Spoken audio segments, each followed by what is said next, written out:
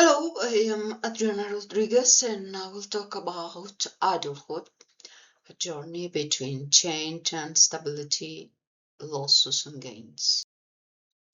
Let's start by understanding that adulthood is not a linear path.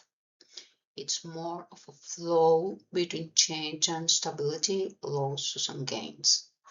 Now, while contemporary literature proposes emerging adulthood as a stage for identity exploration, it must be critical. This concept is largely designed for Western industrialized contexts. In Latin America, our transition is often much more abrupt.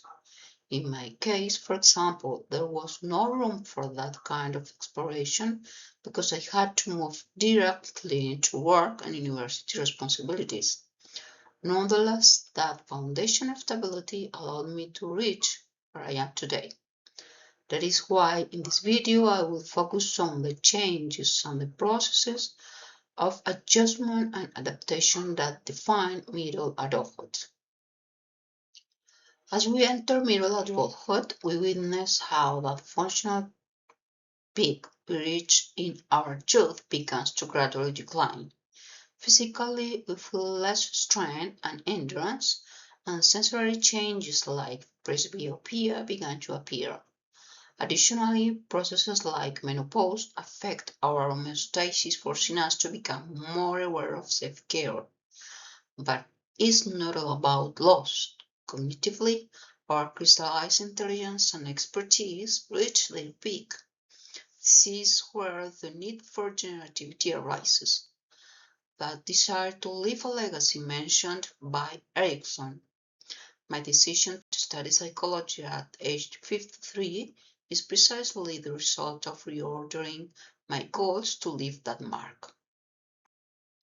Now, let's talk about how we handle these changes. Adjustment is our immediate response to maintain balance, while adaptation is a much deeper structural transformation over the long term. Situations like the empty nest or a divorce demand both processes. In my story, adjustment meant dealing with the stress of returning to my country and starting from scratch. But the real adaptation came through family resilience. As from our reposes, we achieved a reconfiguration of roles through flexibility. Today, I am no longer the suffering mother of the past. I am a woman with new purposes in a family that operates with respect and autonomy. To finish, Robert Peck reminds us that this stage is full of challenges, but also resources, and he proposes some critical solutions. Valuing wisdom over physical power by strengthening crystallized intelligence, developing emotional flexibility to accept losses, and lean on social networks such as the support I receive now from my son, and maintaining mental flexibility to embrace new projects like a new career.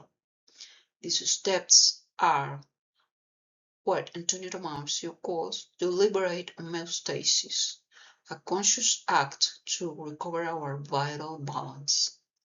Ultimately, middle adulthood invites us toward individuation.